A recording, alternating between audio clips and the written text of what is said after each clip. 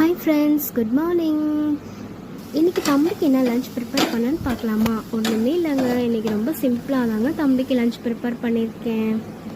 நான் இன்றைக்கி காலிஃப்ளவரும் கேரட்டும் வச்சு தாங்க தம்பிக்கு லஞ்ச் ப்ரிப்பேர் பண்ணியிருக்கேன்.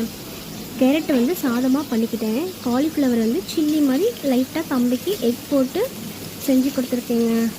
அவ்வளோதாங்க. இது கொஞ்சம் பண்ணுறதுக்கும் ரொம்ப ஈஸியாக தாங்க இருக்கும். ஒரு கடாயில் நல்லா காலிஃப்ளவரை சுடுதண்ணியில் நல்லா கொஞ்சம் வேக வச்சுட்டு லைட்டாக வெந்தால் போதுங்க, ரொம்ப வேக வைக்க தேவையில்லை.